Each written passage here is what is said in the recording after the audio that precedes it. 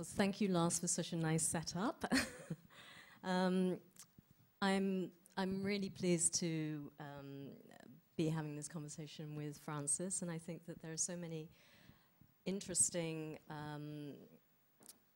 ideas that have already been touched upon by Lars in his discussion with Anne, and it would be interesting for us to contrast the example of the Tate, which in some ways I think, as Lars mentioned, sort of coming from a collection of British art, has a very different perspective.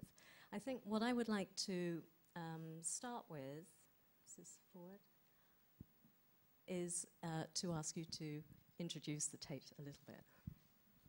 Thank you. So we are a very different organisation to the Museum of Modern Art in New York, but I do think we share some very, and treasure some core values, and it may be worth thinking about those later. But one of the principal ways in which we differ is that we already have a dedication to 4 very different sites. We have 2 museums in London, we have a museum in Liverpool, and one in St Ives. The Tate Gallery, now Tate Britain, was, as Lars said, established at the end of the 19th century, and in its inception it was a gallery of British art given to the nation by Henry Tate, and some years later in the 1920s it became the National Gallery of British Art and the National Collection of International Modern and Contemporary Art, with only a handful of international paintings. It held the collection in common, and the collection is now shared between those 2 sites. It's an interesting collection, predominantly British art, and it's British. The story of British art begins in 1400 and runs right up to the present day, and it has a responsibility to tell the big stories and the little stories, so, and the successes and maybe some of the failures as well, and it does so in a very rich and detailed way. The collection of international art came later and was only funded from the 1950s and has never been sufficiently funded to in any way meet curatorial ambition, either before the turn of the century or subsequently. Unlike the British collection, which I say has this wonderful texture to it, the international collection tended to reflect the tastes, maybe sometimes the deficiencies of knowledge, the prejudices, the contacts, the milieu of curators and directors over time. So it's very partial.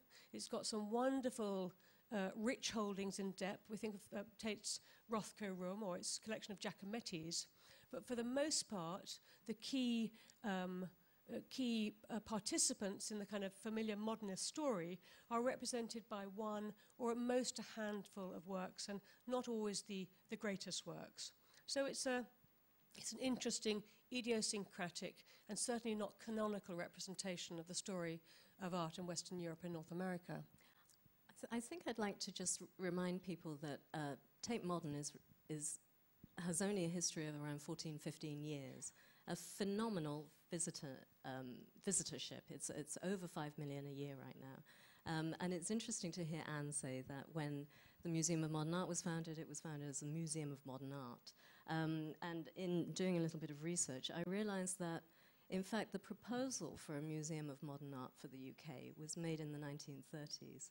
So I'd like to ask, what do you think was the catalyst in, 1930s, what do you think was the catalyst in the 1990s for this project to actually be realized? And then, following on from that, how the thinking evolved from this British collection?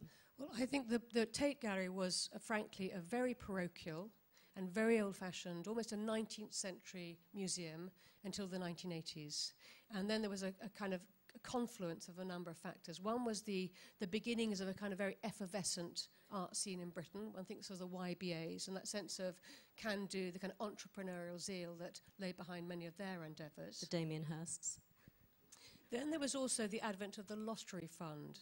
So suddenly a public institution, and we are a public, that makes us we really are public servants. It's a national gallery, allied to the government. But the advent of lottery funding in the UK under the Thatcher government created this pot of money which museums, public institutions could apply to for core funding. So there was the realization that London was beginning to be a really interesting art scene, and that contemporary art was something that audiences wanted to see and that we wanted to be involved in. And there were clusters of programs around that, and the funding.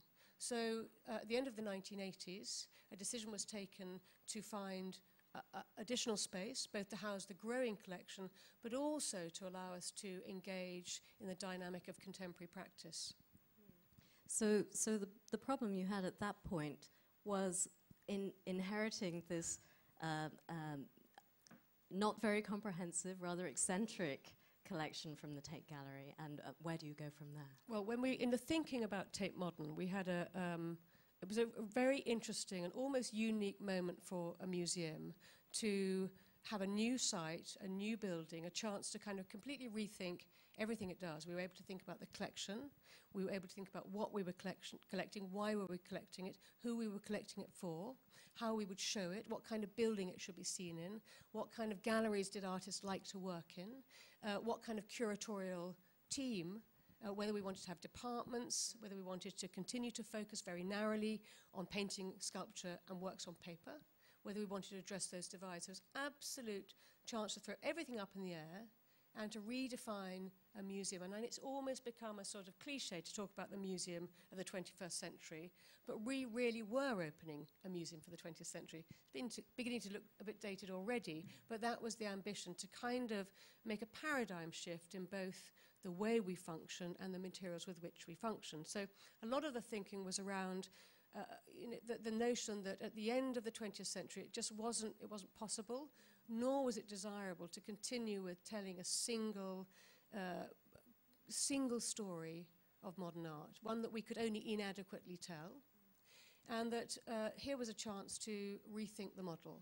So in thinking about how we would install the collection in the new building, we began to explore a number of options for thinking transhistorically, trying to make connections between past and present, reinvesting art with its original dynamism, its radicalism, by juxtaposition, trying to reflect the ways artists work, and they don't work chronologically. Artists pick and mix. Works of art travel through time and accrue meanings.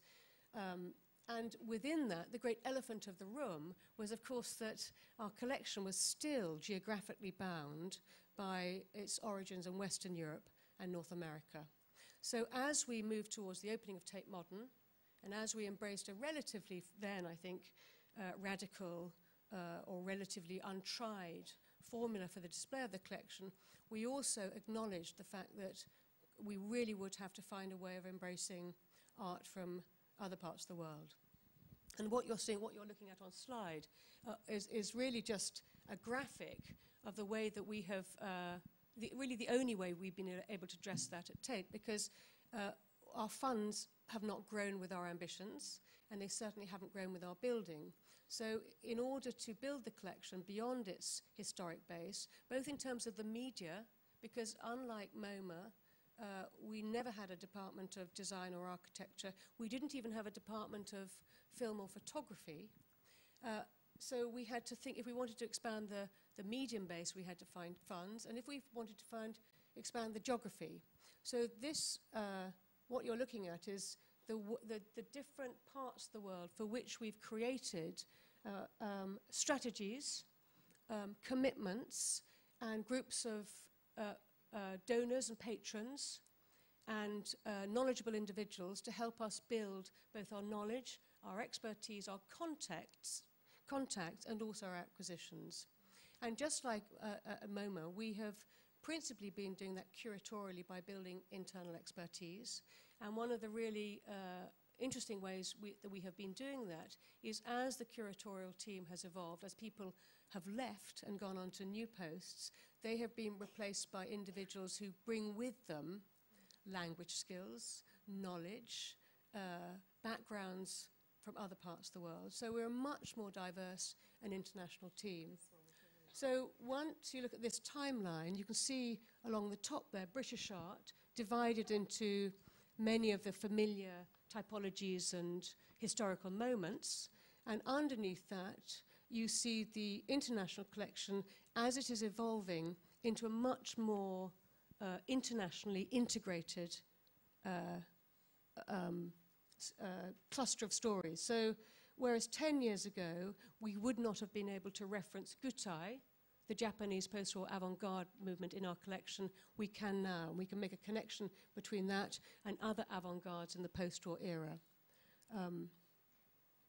Over the ambition is that over the next years and decades, this will become more densely populated. And this is a map of the world, and each ring represents the origin of a recent acquisition into the permanent collection. So, I mean, I think that's extremely exciting and not dissimilar to what we're trying to do at M+. I'd like to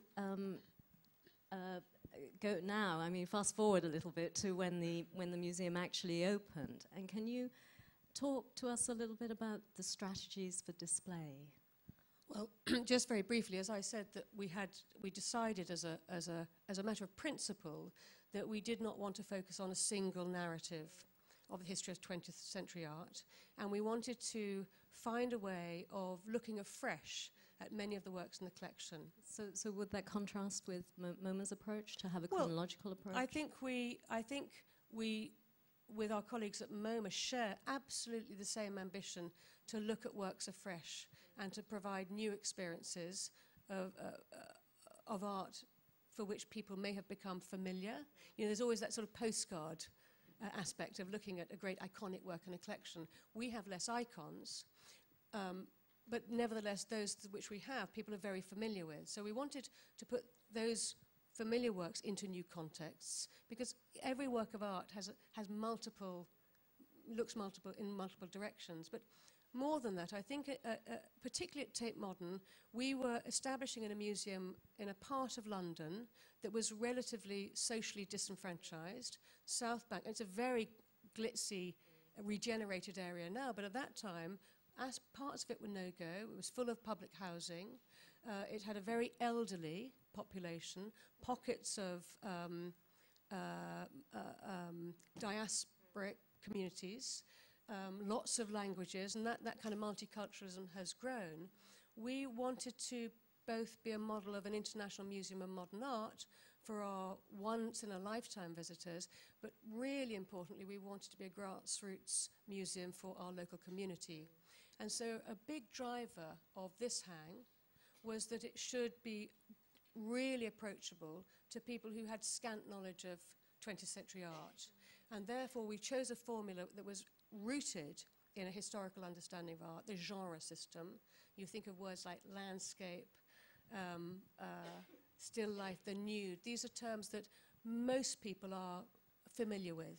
And there's certainly they're words that we use to define the practice of art of many eras. But then they historically predate the beginning of our story in 1900. So we decided to show in 4 chapters, if you like, 4 suites of galleries, the story, or many stories, of the expanded endeavors of artists during the course of a short century, so that from landscape, one would evolve through a series of displays to environment, and so on and so forth, which brings us neatly, no, that's fine, we need to move on. And then within each cluster of galleries, we had a number of different types of display, some of which were monographic, so devoted to a single artist, where to give a sort of in-depth immersion in a particular vision and a particular history. We had other displays where we looked at a moment in time, maybe a historical moment in relation to art, or looked at a trans-historical, you know, the journey of the surrealist object from surrealism into contemporary artist practice. And then we had a series of displays which we worked through and changed over a number of years, which we called dialogue displays, where we would put 2 works of art, or sometimes 3 in this case, 2 artists, in a juxtaposition. Some of those juxtapositions where one could demonstrate a real dialogue, and others were where one could imagine the dialogue. And there was very specifically to try and enlarge the understanding of the nature of the work in the gallery, but also, and I think this is crucial, these were talking points. And the key thing was to get people not just looking but thinking. So you know, you put two things together, the automatic question is, why are they together? And then hope that the idea that that would begin a dialogue. And, I know I'm going on, crucially, it would introduce people who are passionate about contemporary art to the interest in earlier art, and people who felt only comfortable with the great masters to hopefully afford them some insight into more radical contemporary practice. I think the numbers speak for themselves, and certainly I think Tate Modern has been praised for almost a kind of democratization of culture. But can you talk a little bit about some of the controversy around the display? Because I know there were some comments that say, you know, that these kind of ahistorical displays can remove the anxiety that knowledge of art history, that you would need knowledge of art history in order to be able to visit these galleries. And as a sort of follow-on question, did you have in your mind, you know, a thought when you opened these galleries of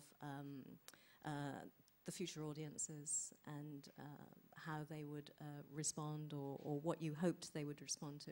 And maybe I'll switch to the next slide, which is dates to 2006 when you did a major rehang. I don't think we courted controversy, but we did, to a degree, welcome it. Controversy is publicity, and it got people talking. And I think the thing about the pairings was that we were almost always pairing works that were extremely well known, almost the postcards that people are familiar with. I mean, not many people have some idea of a Monet, the water lilies. You know, it is a chocolate box work of art, almost too familiar. And I think when things are very familiar and they're in the public domain, people stop thinking about. So in a way, the dialogues were a way of stopping people in their tracks and asking them to think or rethink. Having said that, I think there was, what I suppose I need to say is that when we opened the Tate Modern in 2000, it was very much with the idea that this hang was experimental, and itself it would be town-bound. So it changed over time. We made frequent changes to many of the dialogues and many of the monographic displays. And we also, it was in place, the idea that it was a 5-year cycle of displays, because we didn't want to replace one notion of a kind of canon with an alternative notion of a canon. The idea, it was about questioning the canon. But we realized over the course of that time that it's quite difficult to critique the known unless you somehow place the known in a familiar and a reassuring place within what you're doing. So when we did come to rehang or put in place an alternative schema some years later, we put at the heart of each group of galleries something more conventional within the art histories that people are familiar with, and areas of the collection where we were really strong. So, for example, this is one of the hub galleries. And in each suite of galleries, the central gallery, which we call the hub, related to one of those sort of classic moments in Western European and North American art history where, you know, some great discovery was made or some shift in a kind of philosophical understanding of art or practice. So the birth of abstraction, this early 20th century experimentation with abstract form, became the center of one of our hubs. Another center was that sort of redefinition of humanity in the wake of the Second World War. A third was the kind of reductive stance of minimalism. And a fourth, what was the fourth? Was surrealism. So they were the four kind of classic modernist displays that we reopened our hang in 2006. And I think this was a really successful model, because around it we were able to put displays of single artists and groups of artists that were the historical antecedents to these moments, so what led up to surrealism, but also displays of things that contrasted with those moments, and other displays that were things that one could see as legacies of them. I think this may be easier to see through some of the acquisitions that you've made. So this is the interesting thing, is that the scheme worked very well, but the focus is very much on movements that lie at the heart of the European and North American story. And what we've been trying to do in our acquisitions over the last few years is, as it were, diversify that story and try and demonstrate. And I think Anne said this really well, that we talk about the interconnectedness of art across the world now, but of course the globalization of the vernacular was preceded through the 20th century, but where by many moments where artists made deep connections, artists from outside Europe made deep connections and had impacts and dialogues with artists in Paris, in London, in New York. And we've been trying to capture some of those dialogues, and dialogue is key, and bring them into the collection and show them in relationship to our London-centric vision of modern and contemporary art. So this is a work by Ibrahim El Salahi. He's a Sudanese painter. He was born in the Sudan, but he came and trained at the Slade, like many of the international artists that we have acquired. He then went back to the Sudan, and he was instrumental in his hometown in Khartoum in working with a group of artists to kind of foreground and investigate, discover and celebrate a sense of kind of African modernity in their painting. So the kind of style is a hybrid of things he will have seen in Europe, and I think one can see aspects of Picasso's work and Francis Bacon and maybe Graham Sutherland, but also with a reappropriation of African tribal tradition and a response to the landscape of his homeland. Lionel Vent, a Sri Lankan photographer who again spent time in London and was absorbed in fact, interesting, he came to study medicine in London. He was also a concert pianist, but like many incredibly creative people, was also an artist. And he taught himself photography, and he saw in magazines images from the Bauhaus, and particularly was interested in techniques of solarization. And then back in Sri Lanka, had this extraordinary career over many years. So a work absolutely in dialogue with innovative aspects of modernist practice from Europe, but very much part of the history of Sri Lankan modern art too. We mentioned earlier that our collection was traditionally a collection of painting, sculpture, and what we used to be called works on paper, or WOPs for short. From the beginning of, you'll remember that, Lars. From the beginning of the 21st century, we haven't embraced and haven't been able to embrace architecture and design, because in the UK, national museums try and not to overlap on other museums' territory, but we have been trying to redefine or embrace those artists who have redefined the boundaries of fine art. And one key aspect of that, especially with the advent of our new spaces, is to bring performance into the heart of the building. So live art, archives of performance, but also the beginnings of performative engagement with painting. So this really amazing work by Pino Galizio, which was a performative and industrial painting made in the 1950s.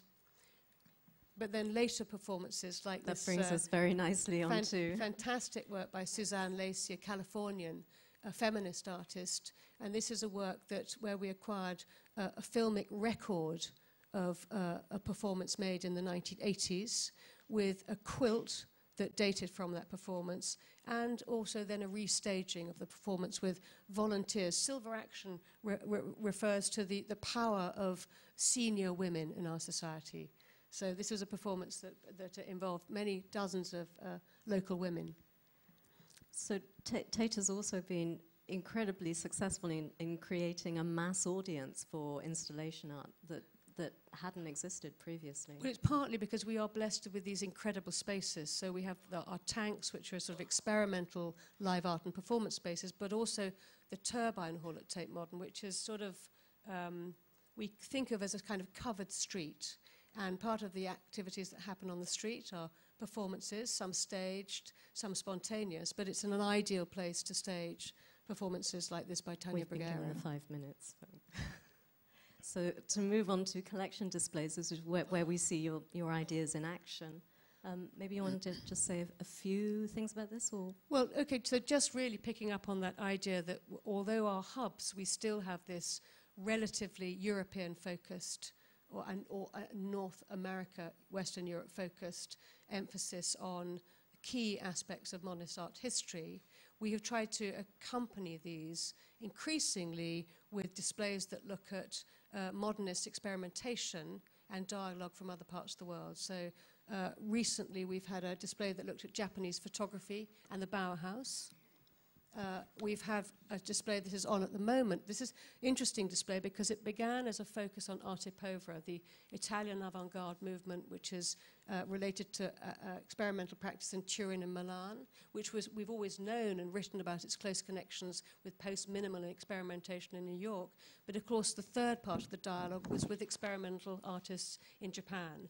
And working with our Asia-Pacific committee, we have acquired significant works by Japanese artists like Suga and Kojimizu, and also now most recently this wonderful work by Sung-Tak Lee, who's a Korean experimental artist working in Seoul in the 1950s and 60s.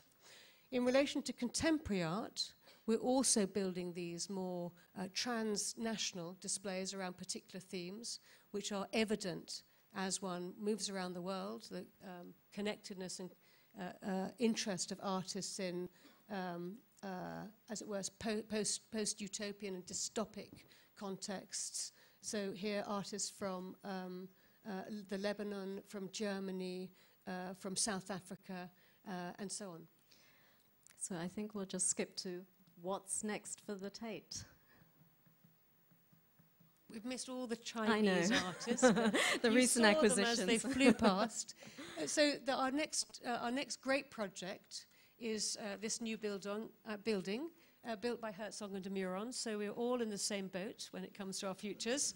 And that's very exciting. And of course, we're rethinking the model, just like M+ are. And I'm going home with new ideas about how to do that as a result of our conversations. Can we just go 2 on? But one of the things that I wanted to end on, really, and which I'm very excited about, which is not about a building, but it's about the collection. And it's about how we are increasingly trying to disperse our collection and share it across the UK. We have a huge resource, and it's a national resource. And the UK is full of brave, small, ambitious art centres, the length and the breadth of the country. And this scheme of artist rooms is a way in which we can work with all those institutions as collaborators to share some of this richness in the collection. So it's a reverse from the global to the local. Thank you, Frances.